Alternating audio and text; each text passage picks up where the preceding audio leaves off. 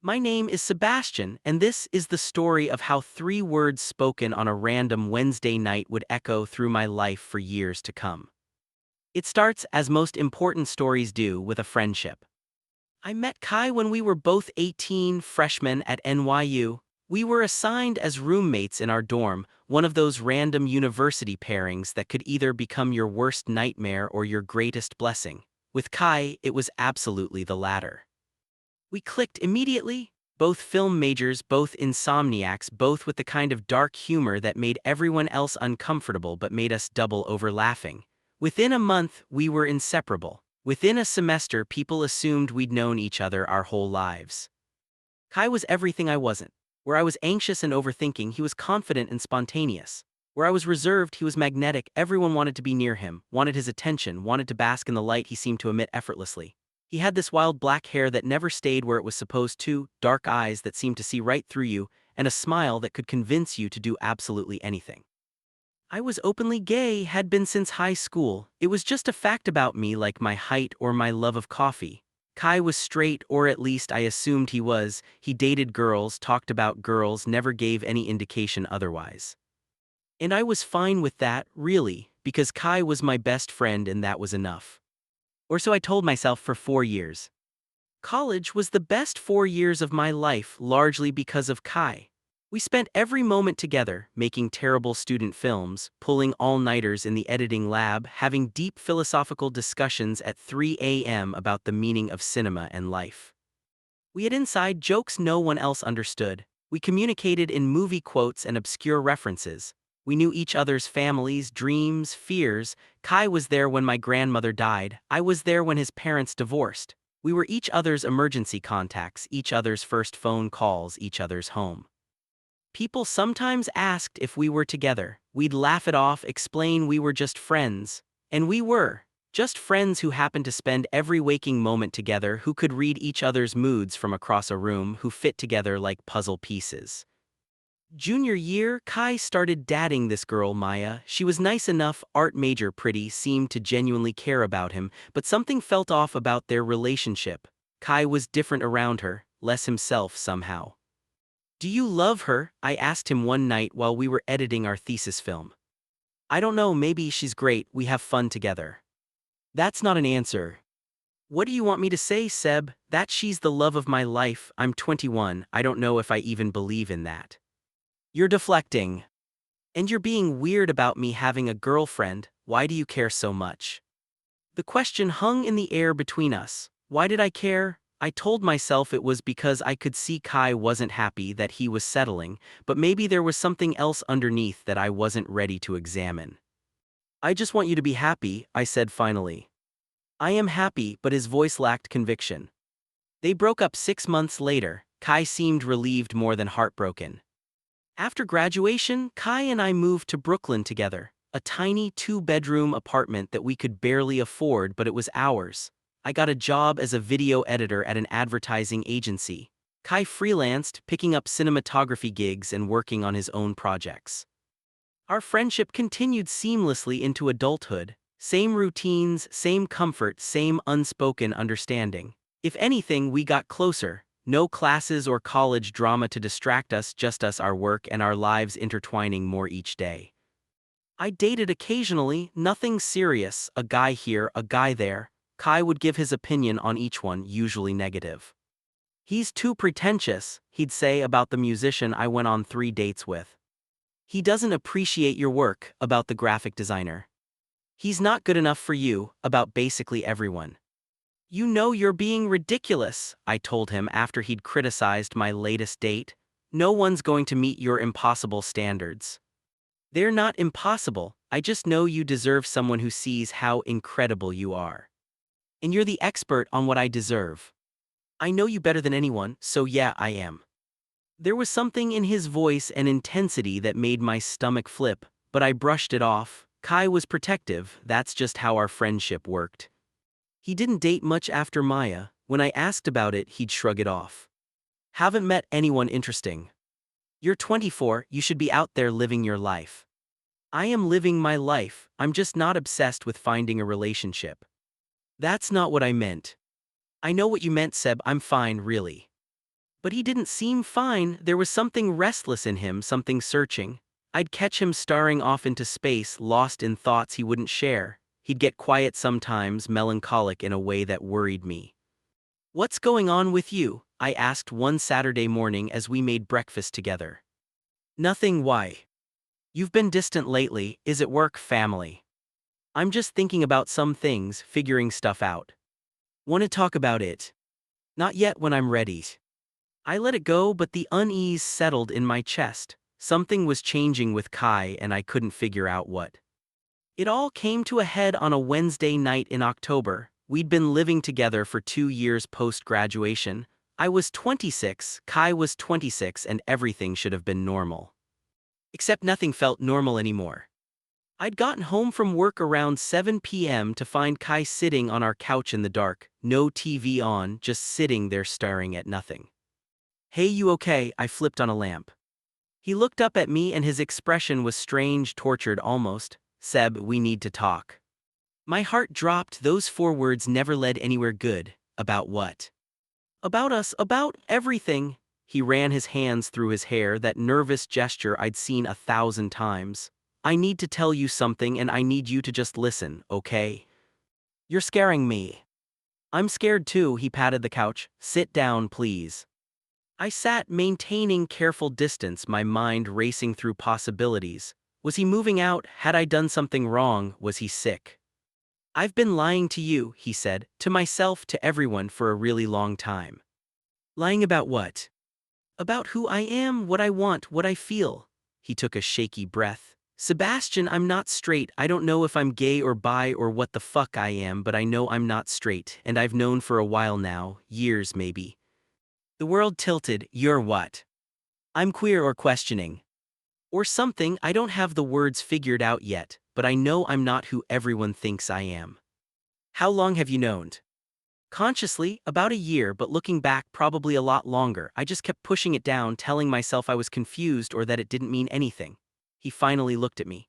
"The thing is, it wasn't a random realization, it was specific. I didn't suddenly realize I was attracted to men in general. I realized I was attracted to one man in particular." My heart was pounding so hard I could hear it. "Who?" "You, Sebastian. I'm in love with you. I have been for years. Maybe since sophomore year of college, maybe longer. I don't even know when it started anymore. It feels like you've always been the center of my universe." I couldn't breathe, couldn't think. Kai, my best friend, my straight best friend, had just told me he was in love with me. "Say something," he whispered. "Please say something." "How long?" My voice came out strangled. "How long have you consciously known you had feelings for me?" "About a year. I've been trying to figure out what to do about it, whether to tell you or just keep it to myself and hope it faded. But it's not fading, Seb. If anything, it's getting stronger and I can't keep living like this, in love with my best friend, pretending everything's normal when it's not." "A year? You've been in love with me for a year and didn't tell me." I was terrified of losing you, of making things weird, of finding out you didn't feel the same way, and I was still trying to process my sexuality. I couldn't come to you with this when I was still so confused about everything. I stood up, needing to move, to pace, to do anything other than sit still while my world reorganized itself. "This is, Kai, you can't just drop this on me and expect." I know it's not fair, but I couldn't keep it in anymore. "It's eating me alive, Seb. Watching you date other guys, knowing I'll never be one of them, being so close to you every day but not being able to." He stopped, voice breaking. "Not being able to what?" "Not being able to touch you the way I want to, kiss you, hold you, be with you in all the ways I dream about." He stood too, facing me across the living room. "Do you know what it's like to be in love with your best friend, to have them be the first person you think of when you wake up and the last before you sleep, to know every detail of their life, every quirk and habit, and love all of it, and to know they'll never see you that way?" "How do you know I don't?" The question stopped him cold. "What? How do you know I don't see you that way? Did you ever ask, or did you just assume because I'm gay and you presented as straight that I'd never?" I stopped myself, realizing what I was about to admit. "Never what?" He took a step closer. "Sebastian, what are you saying?" "I'm saying I've been in love with you since junior year of college. Since that night we stayed up until 5 a.m. watching foreign films and you fell asleep on my shoulder and I realized I never wanted you to move. I've been in love with you for 5 years, Kai. But you were straight, so I buried it. I dated other guys trying to get over you. I pretended my heart didn't break every time you mentioned a girl you liked. I became an expert at being just your friend because that was all I could have. You've been in love with me for 5 years, his voice was barely a whisper. Yes. And you never said anything. How could I? You were straight, or I thought you were. God, Kai, do you have any idea how many times I wanted to tell you? How many moments I almost broke down and confessed everything? Why didn't you? Because I'd rather have you as my best friend than lose you completely by making it awkward. I laughed bitterly. Guess we both had the same idea. We stood there, staring at each other across the room, 5 years of unspoken feelings crackling in the air between us. So what now? Kai asked. We both just confessed we're in love with each other. What the fuck do we do with that? I don't know, this is insane. You're my best friend. You're my best friend too, but Seb, you're also the person I'm in love with, and now that you know, now that it's out there, I can't pretend anymore. He crossed the room in 3 strides and kissed me. The kiss was everything and nothing like I'd imagined. Desperate, hungry, 5 years of longing poured into one moment. His hands cupped my face, mine tangled in his hair, and for a few perfect seconds nothing else existed. Then reality crashed back in. Wait, stop! I pulled away, breathing hard. We can't, this is too fast, you just came out, you're still figuring out your sexuality, and we're best friends, we have to think about this. What's there to think about? We love each other, isn't that enough? No, Kai, you've been out for approximately 5 minutes, you don't know if you're gay or bi or what. What if you wake up tomorrow and realize you made a mistake? What if you decide you actually prefer women and I was just a phase? We can't risk our friendship on uncertain feelings. My feelings aren't uncertain, he said firmly. I love you, I want to be with you, that's the most certain thing in my life right now. But what about everything else, your identity, your family, coming out publicly? Have you thought about any of that? I've thought about nothing else for a year, Sebastian. Yes, there's a lot to figure out, but I don't want to figure it out alone. I want to figure it out with you. What if it doesn't work? What if we try this and it's a disaster? Then at least we tried, at least we were brave enough to take the chance. Isn't that better than spending the rest of our lives wondering what if? I wanted to say yes, wanted to kiss him again and let everything else fall away. But fear held me back, fear of losing him, fear of getting hurt, fear of ruining the most important relationship in my life. I need time, I said, to process this, to think. The hurt in his eyes nearly broke me. How much time? I don't know, a few days, a week, this is a lot, Kai. Okay, yeah, okay, take the time you need. He stepped back, putting distance between us. I'm going to sleep at my brother's place tonight, give you space. You don't have to. I do, we both need space to think clearly. I'll come back this weekend and we can talk. After he left, I sat on that couch for hours, my mind spinning. Kai loved me, was in love with me, had been for years, and I loved him back. But was that enough? Could we really transition from best friends to boyfriends without destroying everything we'd built? I barely slept for the next 3 days. I went to work, came home, and stared at the walls of our apartment that felt empty without Kai in it. I talked to my therapist, who asked me what I was really afraid of. Losing him, I admitted. He's been my best friend for 8 years, he's family. If we try this and it fails, I don't just lose a boyfriend, I lose the most important person in my life. And if you don't try it, then I keep him as a friend. Do you, or do you lose him anyway? Can you really go back to just being friends now that you both know the truth? She was right, there was no going back. The moment Kai said those 3 words, I love you, everything changed. We could either move forward together or watch our friendship dissolve under the weight of unacknowledged feelings. I called him Thursday night. Hey, his voice was cautious, how are you? Miserable, you. Same, this place feels wrong without you. Kai, I've been thinking. I know what you're going to say, he interrupted. And it's okay, if you want to just stay friends, I understand. It'll be hard, but I'll deal with it. I'm not going to lose you completely just because you don't feel. I want to try, I said, cutting him off. I want to try being together for real. Silence then, really. Really, but we have to do this right, we have to communicate constantly, we have to be honest even when it's hard. And we need to go slow, you're still figuring out your sexuality and we're figuring out how to be more than friends. I can do that, all of that, Sebastian, I swear I won't let you down. I know you won't come home. I'm already packing. Our first few weeks together were strange and wonderful and terrifying. We were learning how to be boyfriends while still being best friends. Some things came naturally, the emotional intimacy, the comfort, the understanding. Other things took work. Like physical affection, we'd been casually tactile as friends, sitting close, hugging, the occasional hand on shoulder. But now every touch carried weight. Every kiss was loaded with years of wanting. Is this weird? Kai asked one night as we sat on the couch, his arm around me, my head on his shoulder. It feels weird. Good weird or bad weird? Just weird. I've wanted this for so long, and now that I have it, my brain keeps insisting it's not real. I know what you mean. I keep expecting to wake up and find out this was all a dream. If this is a dream, don't wake me up. Kai came out to his family a month into our relationship. It didn't go well. My dad hung up on me, he said, coming home from that phone call with red eyes. My mom cried and asked where she went wrong. My brother was cool about it, but everyone else, they think I'm confused or going through a phase. I'm sorry. They asked about you, if you turn me gay. I told them it doesn't work like that, but I don't think they believed me. Are you okay?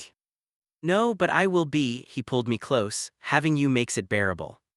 We also navigated the logistics of coming out as a couple, telling our friends, updating social media, dealing with people's reactions. Most people were supportive. Some had clearly suspected all along. About damn time, our friend Marcus said when we told him. We've been placing bets on when you two would finally get together. I won $50. You were betting on us. Everyone was betting on you. The sexual tension was painful to watch. We didn't have sexual tension, I protested. Seb, you've been fucking each other for 8 years. Everyone saw it except you two. 6 months in, we hit our first major rough patch. Kai was still struggling with his identity. Some days he was confident in his queerness, happily using terms like bisexual or pansexual. Other days he spiraled, questioning everything, wondering if he was really queer or just sebsexual. What if I'm not actually bi? He said one night, panicked after seeing an ex-girlfriend at a coffee shop and feeling nostalgic. What if I was just in love with you specifically and I'll never be attracted to another man? Would that be so bad? I don't know. What if we break up and I realize I'm actually straight and this whole thing was what a mistake? The word stung. That's not what I meant. Then what did you mean, Kai? Because it sounds like you're having second thoughts about us. I'm not having second thoughts about us, I'm having second thoughts about my identity. That's different. Is it? Because if you're questioning whether you're actually attracted to men, that kind of affects us. We fought, really fought for the first time in 8 years of friendship. Harsh words were exchanged, doors were slammed. I slept in my room, he slept in his, and the apartment felt cold and wrong. He apologized the next morning, showing up at my door with coffee and red eyes. I was an asshole, he said. I'm sorry, my identity crisis isn't an excuse to hurt you. I know you're struggling, but Kai, you can't keep questioning whether this is real every time you feel confused. That's not fair to either of us. You're right, and I am sure about us. I love you, that's never been the question. Sometimes I panic about what it means for my identity and I take it out on you. We need to talk about this stuff before it becomes a fight. Communication, remember. I know, I'm sorry, I'll do better. And he did, we both did. We learned to talk through the hard moments instead of letting them fester. Learned to be patient with each other's growth and confusion. Learned that being in love doesn't mean never fighting, it means fighting fair and always coming back together. 2 years into our relationship, Kai proposed. We were on a weekend trip to the Catskills, hiking one of our favorite trails. We'd been doing this since college, escaping the city for nature and quiet. But this time felt different. Kai was nervous, fidgety in a way he only got when he was planning something. At the summit, overlooking the valley, he dropped to one knee. Sebastian, 8 years ago you became my best friend. 2 years ago you became my boyfriend. You've been the most important person in my life for nearly a decade. You've seen me at my best and my worst. You've been patient with my identity crisis, my family drama, my occasional freakouts. You've loved me even when I was still learning how to love myself, and I can't imagine spending my life with anyone else. Will you marry me? I was crying before he finished. Yes, absolutely yes. We got married 6 months later, a small ceremony with close friends and family. My parents were there crying happy tears. Kai's brother came, but his parents didn't. It hurt, but we had each other, and that was enough. You know what I think about sometimes, Kai said on our wedding night. What? That night I told you I loved you, how terrified I was, how sure I was that you'd reject me and I'd lose my best friend. And instead you gained a fiancé, now husband. Best decision I ever made, being brave enough to tell you. He pulled me close. Those 3 words changed everything. I love you. Yeah, simple words, but they opened up this whole new life, this whole new version of us. He kissed me softly. I'm glad I said them, even though I was terrified, even though I thought it might ruin everything, because look at us now. 5 years later. It's been 5 years since that Wednesday night when Kai said the words that still echo through my life: I'm in love with you. We're 31 now, living in a bigger apartment in Brooklyn. Kai's finally comfortable with his identity. He identifies as bisexual and has become an advocate for bi visibility in the film community. I'm still editing, but also teaching part-time at our alma mater. We've grown together, changed together, built a life together. We still have movie nights, still finish each other's sentences, still are best friends at our core. But now we're also husbands, partners, each other's home in every sense of the word. People sometimes ask us what it's like to be married to your best friend. And we tell them the truth: it's everything. It's easy and hard and comfortable and exciting all at once. It's knowing someone so deeply that you can predict their thoughts but still being surprised by them. It's having a partner who's also your favorite person. The words Kai said that night, I'm in love with you, they do still haunt me, but not in a painful way. In the way that life-changing moments always echo through time, reshaping everything that comes after. Those 3 words changed our bond forever, took us from best friends to lovers to husbands, opened up possibilities I'd dreamed about but never thought would be real.